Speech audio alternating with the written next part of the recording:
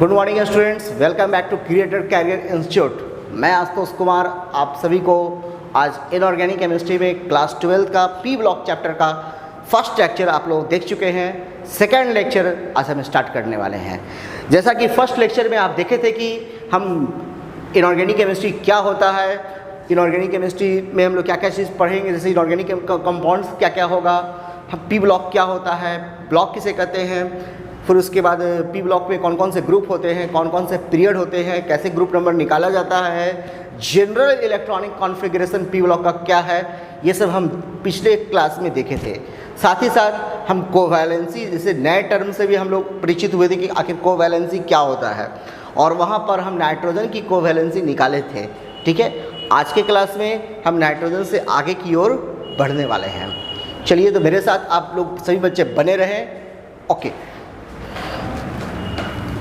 तो आप देख रहे हैं, okay,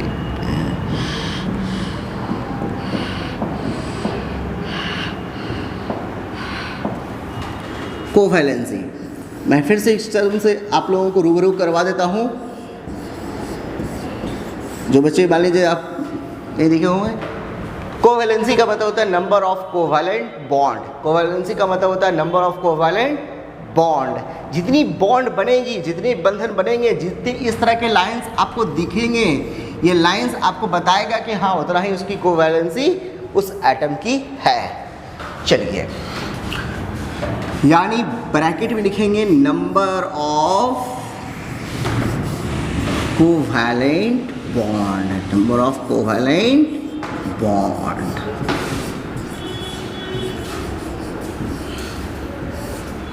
number of covalent bond, ठीक है। उसके बाद अब आते हैं, हमने नाइट्रोजन के बारे में पढ़ा था कि नाइट्रोजन की कोवैलेंसी कितनी होगी। तो नाइट्रोजन की कोवैलेंसी होती है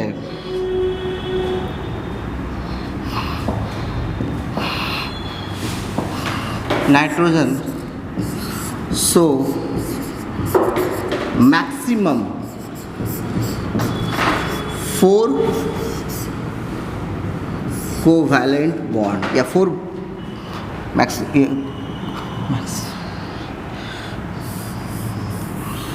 नाइट्रोजन सो मैक्सिमम 4 कोवैलेंसी कर सकते हैं। 4 covalency in ground state, in ground state. अब देखे होंगे कि नाइट्रोजन के पास जब आप पिछले क्लास में देखे होंगे तो यहाँ देखे होंगे नाइट्रोजन 3 कोवैलेंट बॉन्ड बनाता है,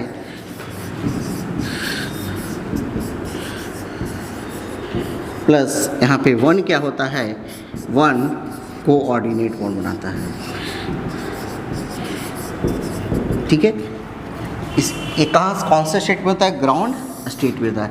ग्राउंड स्टेट का मतलब क्या हुआ, मैंने जब नाइट्रोजन के बारे में पिछले वाली क्लास में बनाया था तो वहाँ पर हमने देखा था कि वहाँ पे जो इसका इलेक्ट्रॉनिक कॉन्फ़िगरेशन है, जो इसकी इलेक्ट्रॉनिक कॉन्फ़िगरेशन, इसी इलेक्ट्रॉनिक कॉन्फ़िगरेशन में ही ये अपना कोवैलेंसी शो किया था। यानी नाइट्रोजन अपनी कोवैलेंसी को चेंज नहीं किया था। देखिए कैसे हम इसको क्या कर रहे हैं, आप नेक्स्ट वीडियो में यहाँ पे पेज पे देख समझ सकते हैं। जैसे आप मैंने कॉन्फ़िगरेशन लिखा नाइट्रोजन का 1s2, 2s2 और 2p3, ठीक है, और यहाँ पे s का इलेक्ट्रॉन था और p के इलेक्ट्रॉन थे। ये इस स्टेट को बोलते हैं ग्राउंड स्टेट बोलते हैं। स्टेट को क्या नाम देते हैं, ग्राउंड स्टेट नाम देते हैं। ग्राउंड स्टेट का मतलब क्या होता है, वैसा स्टेट जहाँ पे एनर्जी का कोई एक्सचेंज नहीं हो रहा हो, एनर्जी ट्रांसफॉर्म नहीं कर रहा हो, वैसे स्टेट को बोलते हैं ग्राउंड स्टेट। तो यहाँ पे ग्राउंड स्टेट भी ही इसके पास कोवैलेंसी था, ये कोऑर्डिनेट बॉन्ड जबकि ये कोवैलेंट बॉन्ड। चलिए, ठीक है, नेक्स्ट आते हैं फास्फोरस के बारे में। तो फास्फोरस की जब कॉन्फ़िगरेशन को लिखेंगे तो देखिए आपके पास क्या नया कुछ मिलेगा। देखिए क्या नया मिल रहेगा वो देखिए आप। जो ही आप फास्फोरस की कॉन्फ़िगरेशन लिखें तो आपको फास्फोरस कौन से पीरियड में दिख रहा है, 3rd पीरियड में दिख रहा है। फास्फोरस कौन से पीरियड में है, 3rd पीरियड में, यानी इसका पीरियड नंबर क्या है, 3 है। अगर इसका पीरियड नंबर 3 है तो यहाँ पर एक नया चीज़ आपको देखने को मिलेगा, क्या वैकेंट डी ऑर्बिटल। क्या देखने को मिलेगा नया? Vacant D orbital. याद रखेंगे थर्ड पीरियड में डी ऑर्बिटल जो होता है वो वैकेंट होता है, जबकि फोर्थ पीरियड से डी ऑर्बिटल क्या होता है? आना शुरू हो जाता है। यानी फोर्थ पीरियड से डी ऑर्बिटल में इलेक्ट्रॉन की फिलिंग शुरू हो जाती है। यानी इलेक्ट्रॉन की फिलिंग कहाँ से शुरू होती है? फोर्थ पीरियड से शुरू होती है। तो उसके पहले वाला पीरियड में डी ऑर्बिटल क्या दिखेगा? बिल्कुल खाली दिखेगा। उसके पहले वाले पीरियड में क्या दिखेगा? डी ऑर्बिटल होगा ही नहीं, एग्जिस्ट करेगा ही नहीं। फोर्थ पीरियड में शुरू हुआ, थर्ड पीरियड में खाली दिखेगा, सेकंड पीरियड में तो दिखेगा ही नहीं, यानी वो एग्जिस्ट ही नहीं करेगा। तो यहाँ पे डी ऑर्बिटल क्या है हमारा? यहाँ पे डी ऑर्बिटल क्या है? बिल्कुल खाली है। डी ऑर्बिटल क्या है? यहाँ पे डी ऑर्बिटल क्या है हमारा? खाली है। ये जो डी ऑर्बिटल खाली है यही हमारा क्या करेगा? एक्साइटेशन को बढ़ाएगा। तो पहला आप बताइए इसके ग्राउंड स्टेट में कितने होंगे? तो देखिए एस में कितने इलेक्ट्रॉन? 2 इलेक्ट्रॉन। और पी में कितने इलेक्ट्रॉन? 1 2 3, एक यहाँ 2 यहाँ और 3 यहाँ। तो ये बात जान लीजिए, ग्राउंड स्टेट का अगर हमको कोवैलेंसी चेक करना हो, ग्राउंड स्टेट का कोवैलेंसी अगर चेक करना हो, क्लियर है, तो हम नंबर ऑफ अनपेयर्ड इलेक्ट्रॉन देखते हैं। अब आप खुद देख के बताइए ये पेयर में है या अनपेयर्ड में है? तो आपका जवाब होगा ये तो पेयर में है। ये क्या है हमारा? ये अनपेयर्ड है।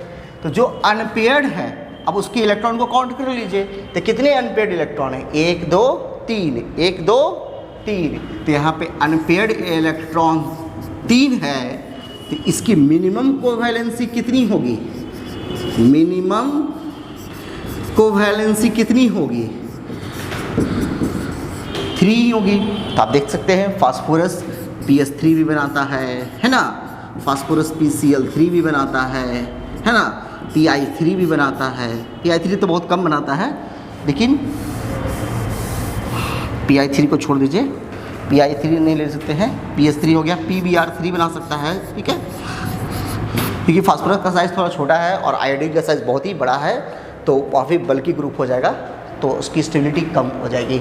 इसी कारण PI3 मैंने छोड़ दिया। यानी इस तरह के बॉन्ड, यानी सब जगह क्या है? आपको कोवैलेंसी 3 हो रहा है। ये कब हुआ? ग्राउंड स्टेट में हुआ। तो मैं यहाँ लिख सकता हूँ ग्राउंड स्टेट में अगर फास्फोरस की कोवैलेंसी कितनी हो सकती है? तो मिनिमम कितनी हो सकती है? 3 हो सकती है। अब आते हैं एक्साइटेड स्टेट में क्या होगा? आते हैं एक्साइटेड स्टेट। पहले तो एक्साइटेड स्टेट के बारे में समझ लीजिए। ये हायर एनर्जी और इसमें जो होगा एनर्जी ऑर्बिटल होंगे, ठीक है। तो कहने का मतलब है कि इलेक्ट्रॉन का ट्रांसफ़र जो होगा वो लोअर एनर्जी ऑर्बिटल से हायर एनर्जी ऑर्बिटल की तरफ होगा। मैंने क्या कहा? इलेक्ट्रॉन का ट्रांसफ़र कहाँ से होगा? लोअर एनर्जी ऑर्बिटल से हायर एनर्जी ऑर्बिटल की तरफ। यानी 2s से हम 2p में कर सकते हैं, बिल्कुल। 3s से, तो 2s से 2p तो पॉसिबल नहीं है क्योंकि फास्फोरस की बात कर रहे हैं, ठीक है। तो 3s से 3p में इलेक्ट्रॉन को ट्रांसफ़र कर सकते हैं, 4s से 4p में कर सकते हैं, 5s से 5p में कर सकते हैं। यानी लोअर एनर्जी ऑर्बिटल से हायर एनर्जी ऑर्बिटल की तरफ हम इलेक्ट्रॉन को ट्रांसफ़र कर सकते हैं। पहला बात। दूसरा बात क्या है कि इसमें एम्प्टी ऑर्बिटल, मैंने क्या लिखा हुआ मैं फिर से देखना, एम्प्टी ऑर्बिटल पॉसिबल नहीं है। एम्प्टी ऑर्बिटल का कोई जगह नहीं है, पॉसिबिलिटी नहीं है कि कोई ऑर्बिटल एम्प्टी हो जाए और हम उसकी कोवैलेंसी को बढ़ाते चले जाएं। ये एम्प्टी ऑर्बिटल कहाँ का देखना है बाबू? ये जो भी हम लोग देखते हैं वो कहाँ का देखेंगे? वैलेंस सेल का देखेंगे। कहाँ का देखेंगे? वैलेंस सेल का देखेंगे। पहला बात। दूसरा बात कि जितने भी वैलेंस सेल के ऑर्बिटल होंगे उसमें आपको क्या होना चाहिए? नंबर ऑफ अनपेयर्ड इलेक्ट्रॉन होना चाहिए। नंबर ऑफ क्या होना चाहिए? अनपेयर्ड इलेक्ट्रॉन होना चाहिए। तो आप क्या कर सकते हैं? अनपेयर्ड इलेक्ट्रॉन वहाँ पे आपको रहना जरूरी, इलेक्ट्रॉन का रहना जरूरी है। यानी प्रत्येक ऑर्बिटल में अनपेयर्ड इलेक्ट्रॉन रहेगा तभी हम कहेंगे कि वो एक्साइटेड स्टेट में है।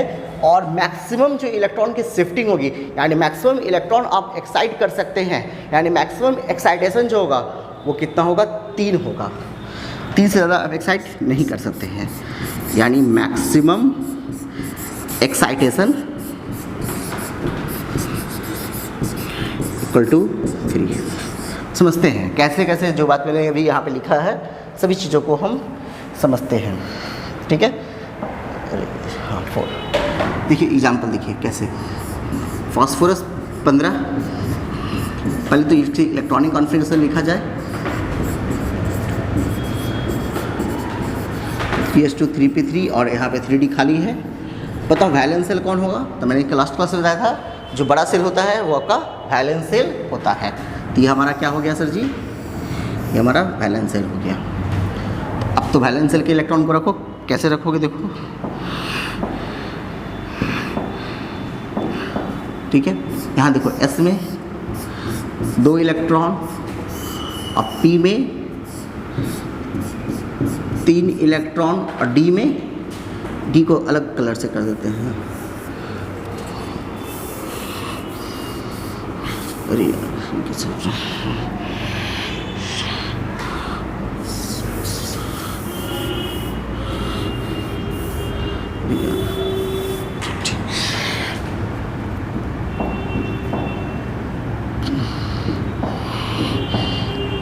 डी को अलग कलर से कर दिया। 1 2 3 4 5।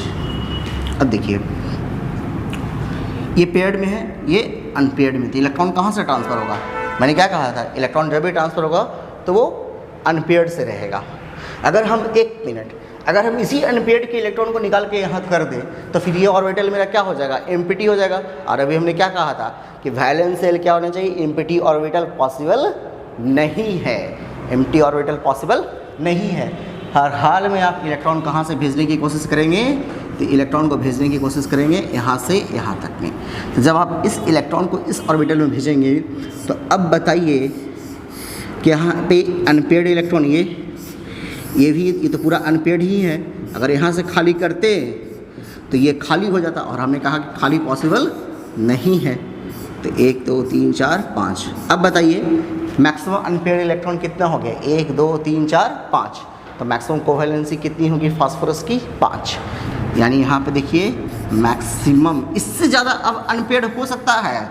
अगर हम इसके इलेक्ट्रॉन को यहाँ भेज दें तो फिर भी तो 5 ही होगा। ये ऑर्बिटल क्या होगा? वैलेंस सेल का ऑर्बिटल क्या होगा? खाली हो जाएगा।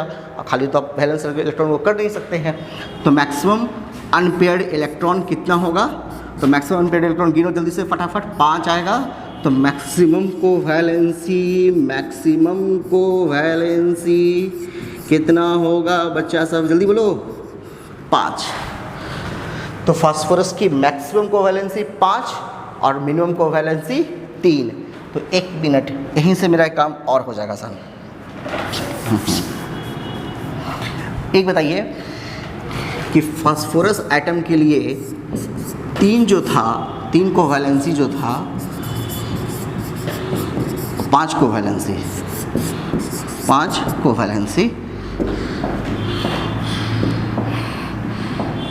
ये कौन से स्टेट में था? ये ग्राउंड स्टेट में। और जबकि 5 कोवैलेंसी कौन से स्टेट में होगा? एक्साइटेड स्टेट में होगा। तो एक बात आप बताइए कि PCl5 कौन से स्टेट में बनेगा? PCl5 का फॉर्मेशन कौन से स्टेट में होगा? एक्साइटेड स्टेट या ग्राउंड स्टेट में? तो आपका जवाब होगा कि PCl5 का फॉर्मेशन कौन से स्टेट में होगा? एक्साइटेड स्टेट में होगा। जबकि PCl3 का फॉर्मेशन कौन से स्टेट में होगा? ग्राउंड स्टेट में होगा। चलिए एक क्वेश्चन है आप लोगों से, question 1। Which of the following compound can be exist?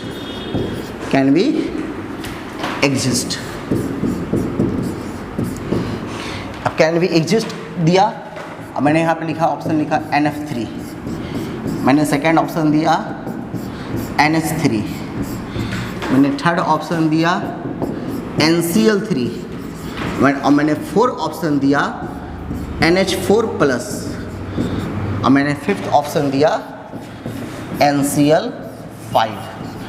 अब बताइए इसमें से कौन सा कंपाउंड इसमें से एग्जिस्ट कर सकता है? यहाँ पे 1 मिनट इसको ऐसे कर देते हैं, यहाँ पर से 1 minute. Compound can not be exist कर दो, कैन नॉट बी एग्जिस्ट।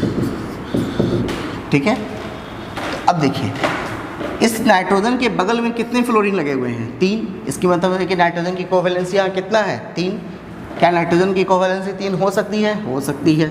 चलिए सही। यहाँ पे नाइट्रोजन के बगल में कितने हाइड्रोजन लगे हुए हैं? 3। नाइट्रोजन की कोवैलेंसी 3 हो सकती है? आप कहेंगे बिल्कुल हो सकती है। चलिए ठीक है। नाइट्रोजन के बगल में कितने क्लोरीन लगे हुए हैं? 3 क्लोरीन सटे हुए हैं, तो नाइट्रोजन की कोवैलेंसी 3 हो सकती है, तो आप कहेंगे बिल्कुल हो सकता है। अब बताइए यहाँ कितने हाइड्रोजन लगे हुए हैं? 4। अभी हमने कहा था कि नाइट्रोजन को वैलेंसी 3 भी हो सकता है और 4 भी हो सकता है। 4 हो सकता है, तो आपका जवाब होगा हाँ। चलिए यहाँ देखिए नाइट्रोजन के बगल में कितने क्लोरीन लगे हुए हैं? 5। नाइट्रोजन की कोवैलेंसी 5 हो सकती है? जवाब आएगा नहीं, क्योंकि नाइट्रोजन की मैक्सिमम कोवैलेंसी 4 ही तक हो जाती है, 5 नहीं हो सकती है। इसी कारण NCl5 बिल्कुल नहीं एग्जिस्ट करेगा। लेकिन इसी के बगल में N के नीचे अगर हम P लगा दें, N को रिप्लेस करके P लगा दें, तो आपका जवाब होगा कि बिल्कुल एग्जिस्ट करेगा। यानी आपका बोर्ड में क्वेश्चन आता है कि नाइट्रोजन ट्राई हैलाइड का फॉर्मेशन करता है, नाइट्रोजन ट्राई हैलाइड का फॉर्मेशन करता है, जबकि फास्फोरस ट्राई हैलाइड के साथ साथ पेंटा हैलाइड का फॉर्मेशन भी करता है। जवाब क्या होगा? देखिए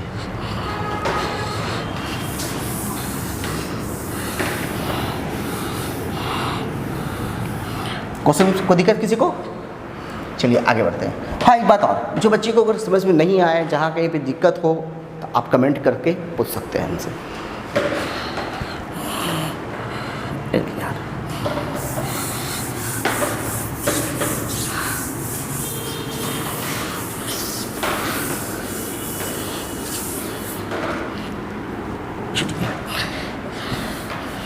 ठीक है, या देखिए नाइट्रोजन, तो नाइट्रोजन अगर हम हैलाइड की बात करें, ठीक है, हम किसकी बात कर रहे हैं? हैलाइड्स की बात कर रहे हैं। ठीक है, तो नाइट्रोजन जो है वो ट्राई हैलाइड्स बना सकता है, जबकि फास्फोरस जो है वो ट्राई हैलाइड के साथ साथ ट्राई हैलाइड्स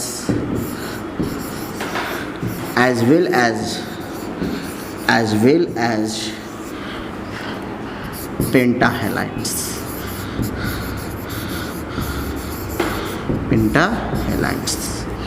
ठीक है,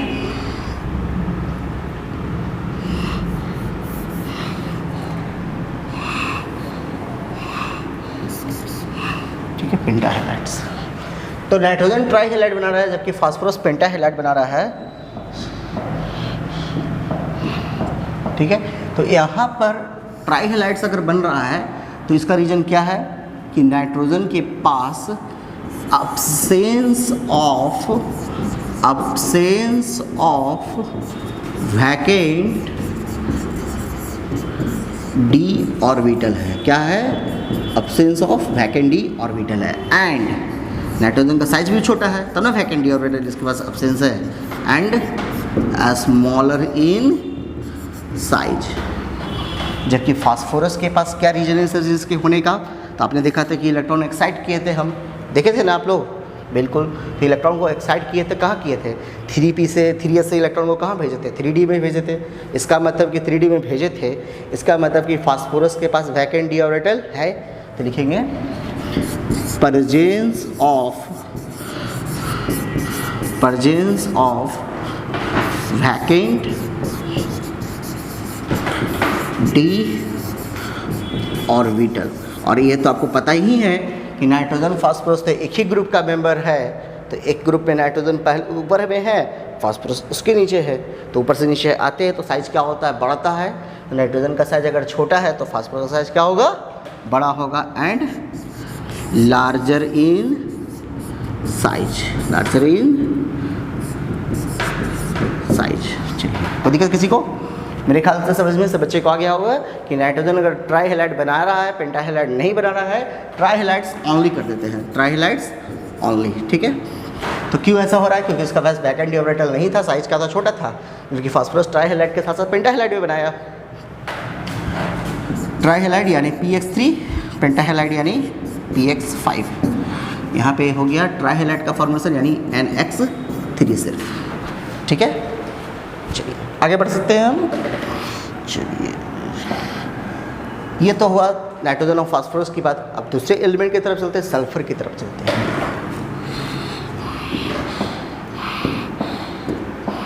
सल्फर की तरफ चलते हैं। अब देखिए 1s2 2s2 2p6 3s2 3p4। अरे भाई ये भी तो 3 है, इसका मतलब यहाँ भी 3D खाली है। ये भी तो 3 है, इसका मतलब यहाँ भी 3D खाली है। और अभी मेरा काम तो ग्राउंड स्टेट से है। अभी मेरा काम किससे है? ग्राउंड स्टेट से। तो ग्राउंड स्टेट में क्या देखते हैं? क्या देखते हैं? वैलेंस शेल का अनपेयर्ड इलेक्ट्रॉन। तो वैलेंस शेल यहाँ से मारो, ये सभी हमारा क्या है? वैलेंस शेल है। तो यहाँ देखो, यहाँ पे 3s के पास क्या इलेक्ट्रॉन? 2 इलेक्ट्रॉन। और 3p के पास 4 इलेक्ट्रॉन। तो 4 इलेक्ट्रॉन कैसे भरते हैं पता है आप लोगों को ना? इलेक्ट्रॉन हैंड रूल के अनुसार इलेक्ट्रॉन को पहले क्लॉकवाइज में और तब उसके बाद जोड़ा। पहले आप आएंगे, आप आ जाएंगे, तब आपकी फिर शादी होगी, आपको कहलाएंगे जोड़ा है। तो अब इसकी शादी हो गई, ये हो गया जोड़ा। तो कितनी की शादी हो चुकी है? तो 2 जोड़ों की शादी हो चुकी है। कितनी की शादी नहीं हुई है? तो आपका जवाब होगा सर जी, आपका जवाब होगा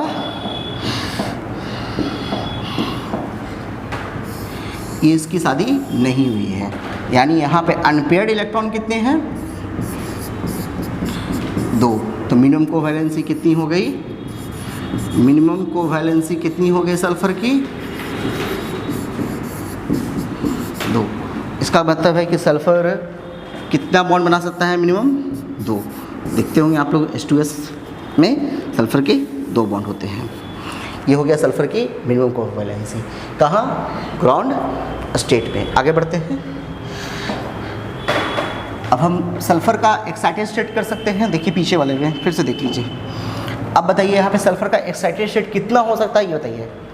तो ये भी हमारा पेयर्ड में और ये भी हमारा पेयर्ड में, ये भी पेयर्ड में, जल्दी बोलना, ये भी पेयर्ड में, ये पेयर में और ये पेयर में। तो कितने एक्साइटेशन सल्फर के हो सकते हैं बताइए जल्दी से?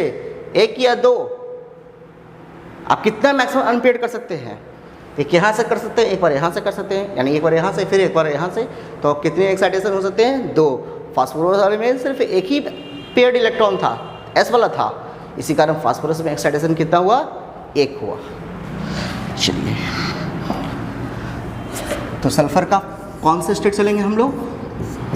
First excited state. अब डायरेक्ट हम काम करेंगे, अब हम पीछे नहीं चलेंगे, बार बार समझाते आप लोग नहीं चलेंगे, बल्कि आप लोग मुझे समझाएंगे कि हाँ सर ऐसे कीजिए। 1s2 2s2 2p6 3s2, अब बोलो जल्दी से 3p3 और 3d1 3d1। तो 3s2 हो गया और 3p में 3 इलेक्ट्रॉन हो गया और 3d में इलेक्ट्रॉन कितने चले गए हैं? जल्दी बोलो। 1 2 3 4 5। हाँ ठीक है। तो अब बताओ यहाँ पे अनपेयर्ड इलेक्ट्रॉन कितने हैं? 4। तो सल्फर की यहाँ पे कोवैलेंसी कितनी होगी? कोवैलेंसी कितनी होगी? 4 होगी। देखते होंगे आप लोग, SF4 बनता है जहाँ सल्फर की कोवैलेंसी 4 है। SO2 बनता है जहाँ सल्फर की कोवैलेंसी 4 है। देखो चेक कर लो, SO2 सल्फर की कोवैलेंसी 4 हो गई, यानी 4 कोवैलेंट बॉन्ड है। ठीक है, 4 कोवैलेंट बॉन्ड यहाँ भी 4 हो गया सर। तो सल्फर की कोवैलेंसी यहाँ भी 4 है, यहाँ भी 4। ऐसे कोवैलेंसी को हम लोग बोलते हैं इंटरमीडिएट कोवैलेंसी।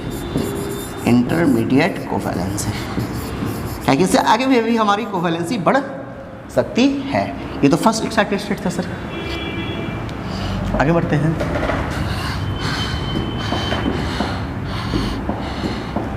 सल्फर का सेकेंड एक्साइटेड स्टेट चलते हैं। कौन सा excited state? Second ES। Second ES करेंगे तो बोलो जल्दी से।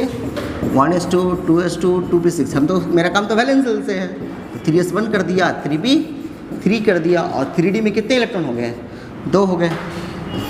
तो S में 1 इलेक्ट्रॉन, P में 3 इलेक्ट्रॉन और D में 2 इलेक्ट्रॉन। क्या इससे ज़्यादा अब हो सकता है अनपेयर्ड? क्या इससे ज़्यादा अब अनपेयर्ड पॉसिबल है? बिल्कुल नहीं, क्योंकि जितने भी वैलेंस शेल में इलेक्ट्रॉन थे सभी को मैंने अनपेयर्ड कर डाला। अब सभी को मैंने अनपेयर्ड कर डाला, इसका मतलब यहीं से हमारा मैक्सिमम कोवैलेंसी हमको दिख गया। तो सल्फर की मैक्सिमम अनपेयर्ड इलेक्ट्रॉन कितने हो गए? 1 2 3 4 5 6। तो सल्फर की मैक्सिमम कोवैलेंसी कितनी हो गई?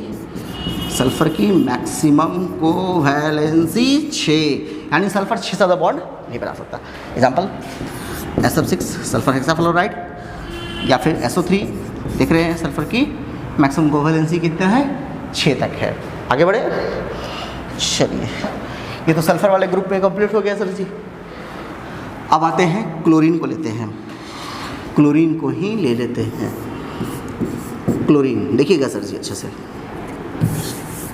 ठीक है। तो क्लोरीन का पहले क्या करेंगे? ग्राउंड स्टेट में जाएंगे। पहले कहाँ जाएंगे? Ground state. तो ग्राउंड स्टेट का मतलब जो इलेक्ट्रॉनिक कॉन्फ़िगरेशन है वहीं से विचार कर लेते हैं कि कितना अनपेयर्ड इलेक्ट्रॉन उसके पास है।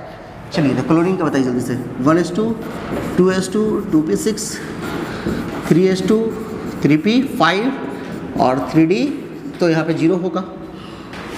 तो s का 2 इलेक्ट्रॉन और p का 5 इलेक्ट्रॉन, तो एक इधर एक इधर एक इधर एक इधर और एक इधर, और d तो पूरा खाली है जी।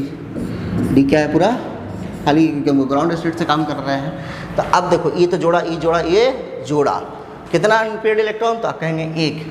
देखिए नंबर ऑफ अनपेयर्ड इलेक्ट्रॉन 1, तो मिनिमम कोवैलेंसी इससे कम नहीं हो सकता। अब सल्फर की क्लोरीन की मिनिमम कोवैलेंसी कितनी हो गई? 1। Example HCl, example HCl। कोई दिक्कत किसी को? तो सल्फर के ग्राउंड स्टेट में मिनिमम कोवैलेंसी कितनी होगी? 1। अब बताओ सल्फर का कितना यहाँ, क्लोरीन का कितना यहाँ एक्साइटेशन पॉसिबल है? 1 2 कि 3? तो आपका जवाब होगा 3। क्या 3 से ज़्यादा हो सकता है? तो बोले सर कि एक यहाँ से निकल गया, एक यहाँ से निकल गया, एक यहाँ से निकल गया, तो क्या आप क्लोरीन से ज़्यादा किसी का कर सकते हो एक्साइटेशन? इसी का मैंने लिखा था मैक्सिमम एक्साइटेशन कितना होगा? 3 होगा। 1 2 और 3। चलिए तो क्लोरीन का हम चलेंगे पहले का एक्साइटेड स्टेट। चलिए जल्दी बोलिए फटाफट। 1s2 2s2 2p6 3s2 को छोड़ देते हैं, 3p 5 है ना, तो 4 कर देते हैं, और 3d 1 कर देते हैं। 1 2 3 और 1 4, और d में 1 इलेक्ट्रॉन, d में 1 इलेक्ट्रॉन। कितने हो गए कोवैलेंसी? अब यहाँ पे अनपेयर्ड इलेक्ट्रॉन कितना है? 3। यहाँ पे कोवैलेंसी कितना हो गई? 3, ठीक है। क्लियर है? आगे बढ़ते हैं। नेक्स्ट क्लोरीन का कितना होगा? आप सेकेंड स्टैटिक स्टेट चलते हैं। Second ES 1s2 2s2 2p6 3s2, और यहाँ हो जाएगा 3p 3 हो जाएगा, और 3d 2 हो जाएगा। जब हम 3d 2 करेंगे, ये हमारा वैलेंस शेल है, s का इलेक्ट्रॉन पेयर्ड, p का इलेक्ट्रॉन हो गया पूरी तरह से अनपेयर्ड, और d का इलेक्ट्रॉन में हो गया, d के ऑर्बिटल में 2 इलेक्ट्रॉन। अब यहाँ पे अनपेयर्ड इलेक्ट्रॉन कितने हुए? 5। तो कोवैलेंसी यहाँ कितना हो गया? 5। इसके अलावा एक और इसके हो सकता है एक्साइटेशन हो सकता है, तो क्लोरीन के थर्ड एक्साइटेशन में चलिए। Third excited state 1s2 2s2 2p6, अब क्या 3s1 हो जाएगा, 3p 3 हो जाएगा, और 3d 3 हो जाएगा। यहाँ से ऊपर से दिखने से लग रहा है 3 3 6 7।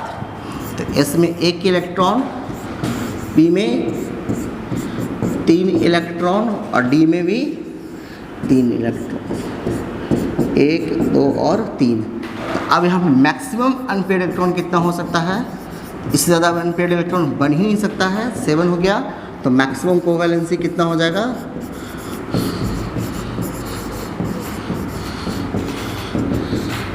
7। का हम लोग देखे थे कि क्लोरीन का कोवैलेंसी मैक्सिमम कितना होता है? 7 तक हो सकता है। इसे हम एक एग्जाम्पल के द्वारा समझते हैं। मैंने यहाँ लिया HClO, एक ऑक्सीजन बढ़ाते चलिए। HClO 2 और HClO3 और एक और ले लेंगे HClO4। ठीक है, पहले यहाँ पे देख लीजिए। अब यहाँ बताइए, यहाँ क्लोरीन की कितनी बॉन्ड बन रहा है, यानी क्लोरीन कितना मैक्सिमम बॉन्ड बना रहा है, बताइए जल्दी से फटाफट। ठीक है, तो आप बोलेंगे एक बॉन्ड बना रहा है। बॉन्ड कितना है, एक बॉन्ड मीन्स एक कोवैलेंसी। ठीक है, यहाँ देखिए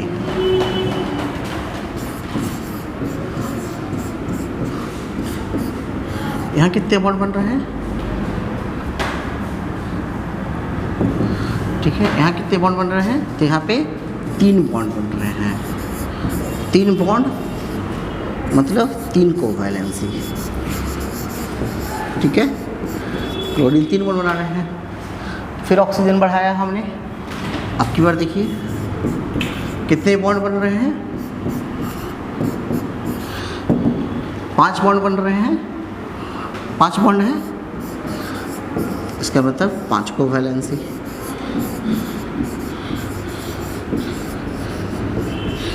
अब आइए आगे बढ़ते हैं, HClO4 की तरफ बढ़ते हैं। HClO4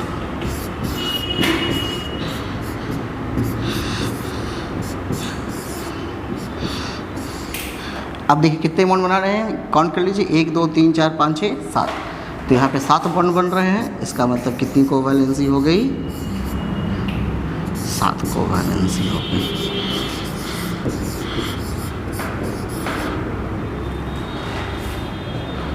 ठीक है, तो यहाँ तक आप लोगों का कोवैलेंसी ख़त्म होता है। ठीक है, और अगले क्लास में हम लोग फिर मिलेंगे आप लोगों के साथ। ठीक है, okay, thank you for watching this video. आप लोग क्रिएटिव कैरियर इंस्टीट्यूट से बने रहे और प्रत्येक जो भी क्लास चल रहा हो, फिजिक्स है, केमिस्ट्री और मैथ है, बायो, जो भी क्लास चल रहा है, इंग्लिश चल रहा है, सभी क्लासों को प्रॉपर आप लोग लेक्चर देखते रहें और आगे बढ़ते रहें। Thank you.